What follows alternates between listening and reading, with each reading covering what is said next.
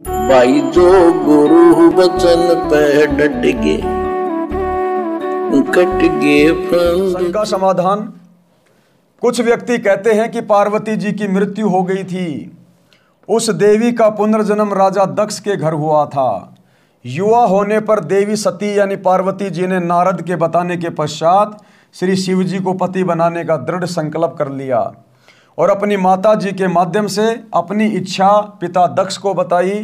तो राजा दक्ष ने कहा कि वह शिव जी मेरा दामाद बनने योग्य नहीं है, क्योंकि वह नंगा रहता है, केवल एक मृग छाल पर्दे पर बांधता है, शरीर पर राख लगाकर भांग के नशे में रहता है, सर्पों को साथ रखता है। ऐसे व्यक्ति से मैं अपनी बेटी का विवाह करके जगत में हंसी का पात्र नहीं बनूंगा। परंतु देवी पार्वती भी जिद की पक्की थी। उसने अपनी इच्छा श्री शिव जी के पास भिजवा दी लेटर लिखकर और कहा कि मैं आपसे विवाह करना चाहती हूं। राजा दक्ष ने पार्वती जी का विवाह किसी अन्य के साथ निश्चित कर रखा था। उसी दिन श्री शिव जी अपने साथ हजारों की संख्या में भूत प्रेत भैरव तथा अपने गणों को लेकर विवाह मंडप पर पहुंच गए। राजा दक्ष के सैनिकों ने विरोध किया। शिव की सेना और दक्ष की सेना में युद्ध हुआ। पार्वती ने शिव जी को वरमाला पहना दी। पार्वती को बलपूर्वक लेकर श्री शिव जी कैलाश पर्वत पर अपने घर ले गए। कुछ व्यक्ति कहते हैं कि देखो, श्री शिव जी भी भव्य बारात लेकर पार्वती से विवाह करने आए थे, इसलिए बारात की परंपरा पुरातन है, इसलिए बारात बिना विवाह की शोभा नहीं होती। इसका उत्तर ये है, अब गुरुदेव भगवान बता रहे हैं कि वास्तव में शंकर जी क्यों इतनी बड़ी बारात लेकर गए थे, इसका रीजन क्या था। इसका उत्तर यह है कि वह विवाह नहीं था, यह तो प्रेम प्रसंग था। श्री शिव जी बारात नहीं सेना लाए थे पार्वती को बलपूर्वक उठाकर ले जाने के लिए। शिव जी वो सेना क्यों ले गए थे? पार्वती को जबरदस्ती उसके पिता के घर से लाने के लिए, बलपूर्वक उठाने के लिए। वो शादी नहीं थी, वो प्रेम विवाह था, लव मैरिज थी। आज आप रिश्ता करते हो, आपके ससुर जी बड़े प्रसन्न होते हैं कि भाई बारात आ रही है, बारात आ रही है, बेटी घर से बाहर जाएगी, दामाद जी आ रहे हैं। अरे आपके ससुर आपके दुश्मन थोड़ी हैं, वो तो आपके आने से बड़े प्रसन्न हैं। फिर ये सेना किस लिए लेके जा रहे हो? ये दुनिया भर की बारात बसों में भर भर के किस लिए ले जा रहे हो तुम? आप उस लड़की को बलपूर्वक थोड़ी ला रहे हो। आपके तो ससुर जी खुशी खुशी लड़की आपके साथ भेजने को तैयार हैं। तो ये तो व्यर्थ की परंपरा हो गई, व्यर्थ की। और दूसरा कारण भाई और बहनों क्या था ये बारात ले जाने का? गुरुदेव ने बताया कि पहले के समय में लड़कियों का अभाव था। पहले के समय में लड़कियां बहुत कम होती थी और शादी विवाह करने के लिए, क्योंकि पहले जंगल होते थे, गांव इतने नहीं होते थे, उबड़ खाबड़ रास्ते होते थे, उन जंगलों में डाकू हुआ करते थे। तो पहले के समय में जब लड़की की शादी करके वापस आ रहे होते थे तो वो डाकू लोग उन लड़कियों को छीन लिया करते थे, अपने साथ ले जाते थे बलपूर्वक, या उनके गहने वाने कपड़े वपड़े पैसे वासे छीन लिया करते थे। तो इस वजह से लोगों ने समाज में मीटिंग करी और विचार किया कि भाई देखो, इस प्रकार से तो हमें बहुत ज़्यादा नुकसान हो जाता है। तो हम ऐसा करते हैं, हम कुछ लोगों को कुछ लालच देकर हम अपने साथ लेकर चलेंगे। अगर डाकू आ गए तो हम भी बहुत सारे लोग होंगे, हमारे हाथों में लठ होंगे और हम उनका सामना कर सकेंगे। तो इस बारात की परंपरा शुरू हो गई। लोगों को एक एक रुपए के लालच में कि चलो वहां पर तुम्हें बढ़िया बढ़िया खाना खिलाया जाएगा और वहां पर तुम्हें एक एक गिलास, एक एक थाल या फिर 11-11 रुपए दिए जाएंगे, जैसे कि टीके में दिए जाते हैं बारातियों को। तो पुराने समय में लड़कियों की इज्जत बचाने के लिए डाकुओं से इस प्रकार लोग ये बारात लेके जाया करते थे। अब वर्तमान में भाई ना तो कोई डाकू है, ना तुम्हारी दुल्हन छीनने वाला है कोई। आजकल तो खुद ही डाकू हैं लोग। आजकल तो लोग खुद ही डाकू बन गए इस कलयुग में। अब डाकुओं को डाकू कैसे छीनेगा? तो क्यों फिर ये व्यर्थ की परंपरा अपने ऊपर लादे बैठे हो? ये तो व्यर्थ का बोझ है, व्यर्थ की परंपरा है, दिखावा मात्र रह गया। सांप वाली लकीर पीट रहा समाज, सांप वाली लकीर। तो यदि हमने भक्ति करनी है और भक्ति को सफल करना है तो हमने इन सामाजिक कुप्रथाओं से पीछे हटना पड़ेगा। तो गुरुदेव ने ऊपर श्री शंकर जी ने किस प्रकार से बलपूर्वक राजा दक्ष से पार्वती से शादी की थी, इसलिए वो सेना लेकर गए थे, बारात नहीं थी, वो सेना थी, सेना। इसका उत्तर यह है कि यह विवाह नहीं था, यह तो प्रेम प्रसंग था। श्री शिव जी बारात नहीं, सेना लाए थे पार्वती को बलपूर्वक उठाकर ले जाने के लिए। विवाह की पुरातन परंपरा श्री देवी महापुराण के 3 स्कंद में है, जो ऊपर बता दी है। बेटियों तथा बेटों को चाहिए कि अपने माता पिताजी की इच्छा अनुसार विवाह करें। क्या करें गुरुदेव? कि बेटे और बेटी को भी चाहिए कि वे अपने माता पिता की इच्छा अनुसार शादी करें। देखो, परमात्मा ने सबके संस्कार जोड़ रखे होते हैं। हम लोग तो ज्ञान के बिना, इस आध्यात्मिक ज्ञान के बिना जल्दबाजी कर बैठते हैं। माता पिता की पीठ पीछे एक दूसरे से प्रेम प्रसंग कर बैठते हैं। माता पिता की आज्ञा के बिना हम लोग कोर्ट विवाह कर लेते हैं। उनकी आत्मा बहुत दुखी होती है, लेकिन वो मजबूर होते हैं कि अब जवान बेटा बेटियों को क्या कहें। ज़्यादा कुछ कहेंगे तो समाज में हमारी बदनामी होगी। हो सकता है बेटा बेटी जहर या फांसी खा के ना मर जाएं, क्योंकि आज के बेटा बेटियों में इतनी सहनशीलता रह गई है। तो इस कारण से माता पिता दुखी होकर कुछ नहीं बोलते, अंदर ही अंदर बेचारे पीड़ा महसूस करते रहते हैं। और माता पिता की आत्मा दुखाना तो भगवान की आत्मा दुखाना है। सोचो फिर उन बेटा बेटियों का विवाह कैसे सुखमय हो सकता है, जिन्होंने अपने माता पिता की छाती पे लात रख कर शादी की है। इसलिए गुरुदेव कह रहे हैं कि अपने माता पिता की रजामंदी के अनुसार ही शादी करनी चाहिए। हाँ, यदि आपको लड़की पसंद नहीं है, उसके विचारों से आप पसंद नहीं है, तो माता पिता को प्रेम पूर्वक घर पर बैठाकर समझाइए कि माता जी, उस लड़की या लड़के के साथ मेरे विचार मेल नहीं खाते हैं, हमारा वैवाहिक जीवन मुझे लगता है सुखमय नहीं रह सकता, इसलिए आप कहीं और बात शुरू कीजिए। तो ये तो चलो कोई समाधान है। अब माता पिता को पता है नहीं और बेटों ने कोर्ट मैरिज कर ली, लव मैरिज कर ली, लिव इन रिलेशनशिप में रह रहे हैं, तो भाई ये तो एक प्रकार से अपने माँ बाप के साथ में धोखा करने जैसा है। तो गुरुदेव कह रहे हैं कि बेटियों तथा बेटों को चाहिए कि अपने माता पिता की इच्छा अनुसार विवाह करें। और सतगुरु की शरण में आने के बाद जिस रामायणी पद्धति से विवाह होता है, उस रामायणी पद्धति में तो आपने माता पिता के अनुसार एक कदम भी बाहर नहीं रखना होता। माता पिता के अनुसार ही रामायणी करनी होती है। सतगुरु की शरण में आने के बाद संगत में यदि कोई बहन बेटी अपनी इच्छा से माता पिता की रजामंदी के विरुद्ध यदि शादी करते हैं, तो फिर ये परमेश्वर के साथ में धोखा होता है, मर्यादा तोड़नी होती है। इस विषय पर दास ने परमात्मा की प्रेरणा से शंका समाधान नाम की एक पुस्तक लिखी हुई है। शंका समाधान में 180 प्रकार की शंकाओं का पूर्णतया समाधान है। आप जी गूगल पर शंका समाधान PDF सर्च करें और उसे पढ़कर आप जी और ज़्यादा जानकारी प्राप्त कर सकते हैं। तो गुरुदेव कह रहे हैं बेटियों तथा बेटों को चाहिए कि अपने माता पिता की इच्छा अनुसार विवाह करें। प्रेम विवाह महाकलेश का कारण बन जाता है। माता पिता की रजाबंदी के बिना जो प्रेम विवाह किया जाता है वो 99% महाकलेश का कारण बनता है।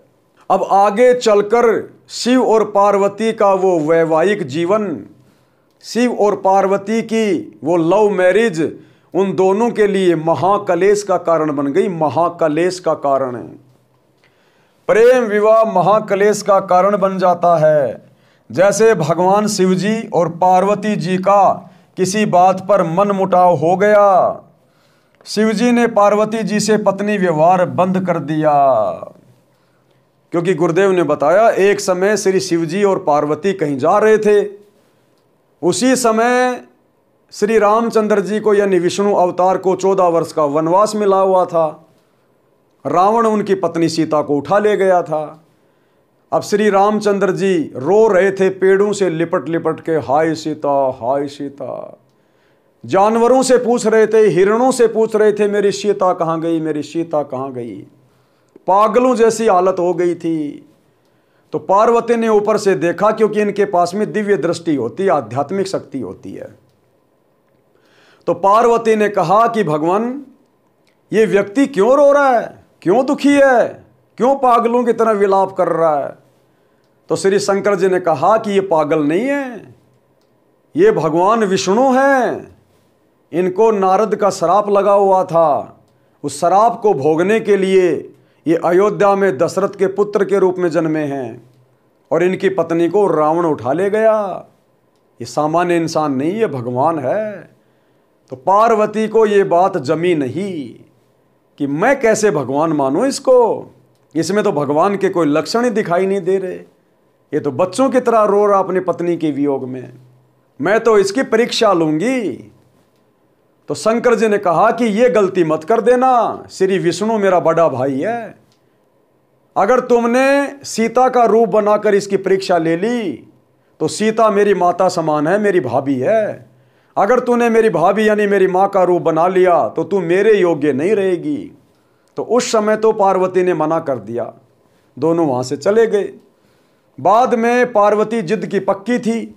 भाई जिद की पक्की थी तभी तो अपने पिता के विरुद्ध होकर शंकर जी से लव मैरिज की थी। अब शंकर जी तो अपने काम के लिए चले गए, पीछे से पार्वती उसने सीता का रूप बनाया और रामचंद्र जी के सामने जंगल में जा खड़ी हुई। अब उसी समय भाइयों और बहनों, इस काल ने रामचंद्र जी की बुद्धि ऑन कर दी, क्योंकि 21 ब्रह्मांड में जितने भी प्राणी हैं उनकी बुद्धि का रिमोट यानी बलवानों का बल और बुद्धिमानों की बुद्धि इसके हाथ में है। उसी समय इसने रिमोट ऑन कर दिया श्री रामचंद्र जी का, और सीता रूप में पार्वती को पहचान लिया।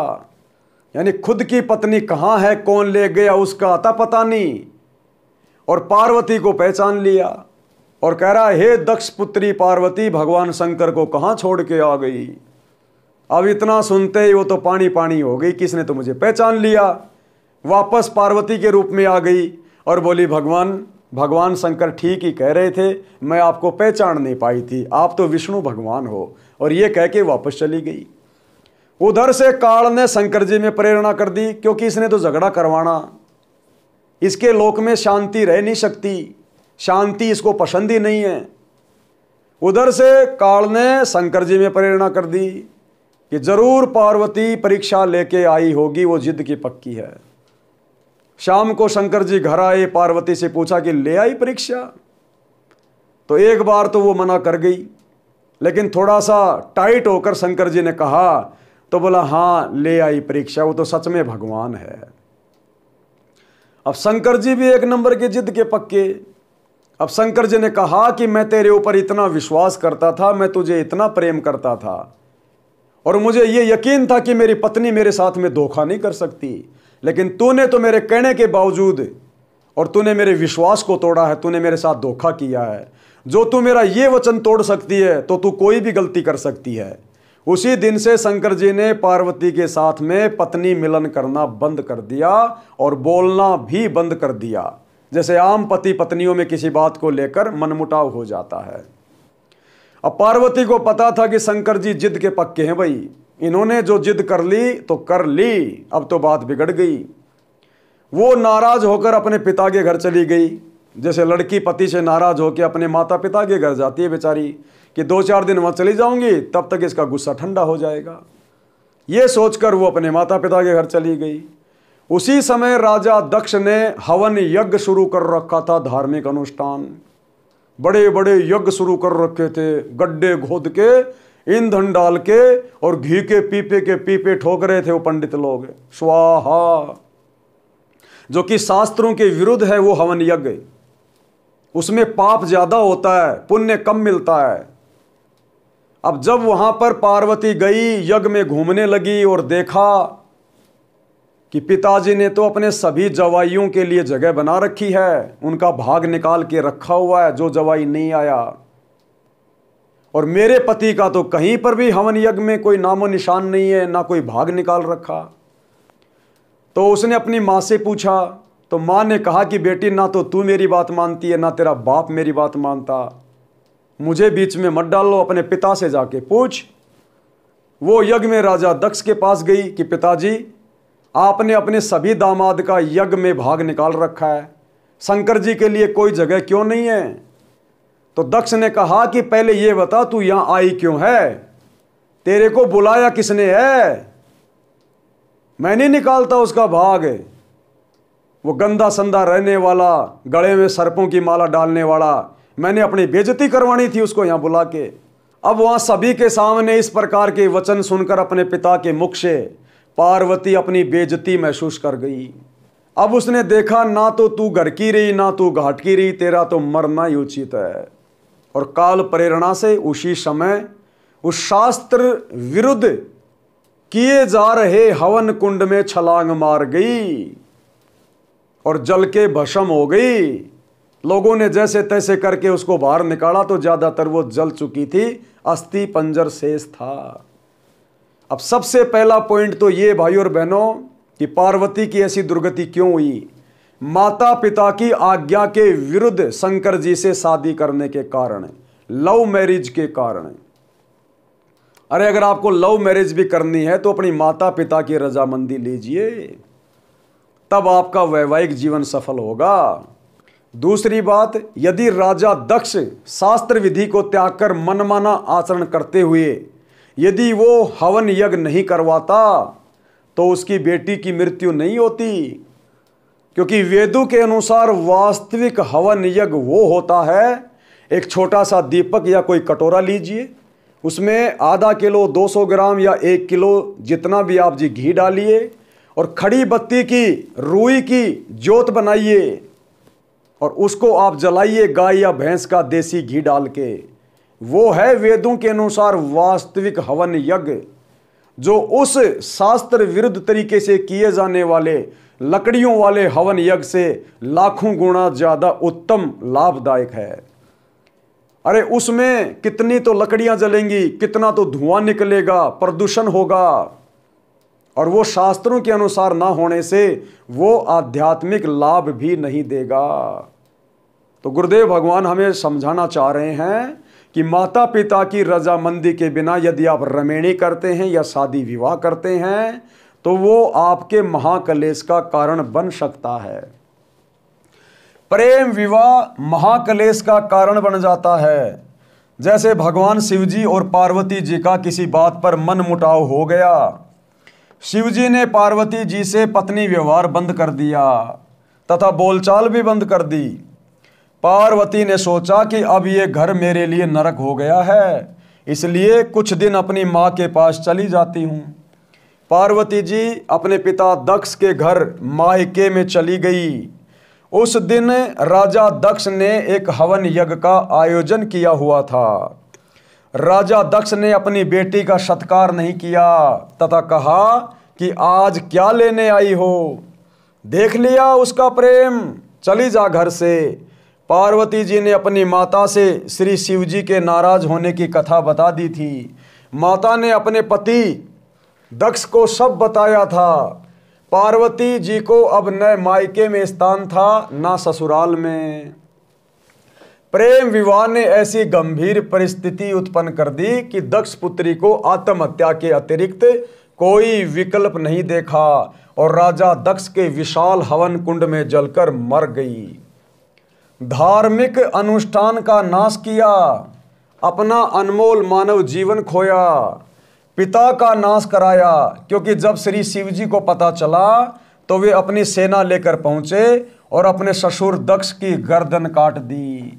ये ऐसे हैं हमारे भगवान, इतने क्रोधी, इतने गुस्से वाले, गलतियां खुद करते हैं और गर्दन फिर अपने ससुर की काटते हैं। तो ये हैं हमारे देवी देवता, हमारे प्रधान देवी देवता। हमें इनसे क्या समझने को मिलेगा, क्या सीखने को मिलेगा? अपनी गलतियों पर तो पर्दा डाल दिया, अन्यथा श्री शंकर जी को समझाना चाहिए था पार्वती को कि पार्वती, अपने माता पिता की अनुमति के बिना शादी करना उचित नहीं है। कोई बात नहीं, यदि वो मेरे साथ आपकी शादी नहीं कर रहे हैं तो आप उनको प्रेम से समझाइए, आप उनको मनाइए, मैं भी बात करूंगा। लेकिन जबरदस्ती सेना ले जाकर बलपूर्वक और पार्वती जी को विवाह करके ले आए, तो अपनी गलती तो देखते नहीं और दूसरे की जरा सी गलती पर फिर उसकी गर्दन उड़ा देते हैं। जिसकी लाठी उसकी भैंस। तो आम प्राणी इन भगवानों से क्या शिक्षा लेगा सिवाय लड़ाई झगड़े की, बलपूर्वक कोई काम करने की। बताओ क्या शिक्षा लेंगे हम इन देवी देवताओं से। और अपने ससुर दक्ष की गर्दन काट दी, बाद में बकरे की गर्दन लगाकर जीवित किया। उस प्रेम विवाह ने कैसा घमासान मचाया, शिवसेना को बारात बताकर कुप्रथा को जन्म दिया। और यह प्रसंग प्रेम विवाह रूपी कुप्रथा का जनक है। यानी समाज में लव मैरिज यहीं से शुरू हुई है। शंकर और पार्वती ने इसकी उत्पत्ति की है, इस कुप्रथा की, जो आज पूरे समाज के लिए अभिशाप है। अभिशाप, हजारों परिवार उजाड़ डाले इस लव मैरिज ने, कुप्रथा ने। तो ये हमारे भगवानों की देन है श्री शंकर जी की। और यह है प्रसंग प्रेम विवाह रूपी कुप्रथा का जनक है, जो समाज के नाश का कारण है। जो गुरु बचन पे डट गे, कट गे फंद 84 के, कट गे फंद 84 के, कट गे फंद 84।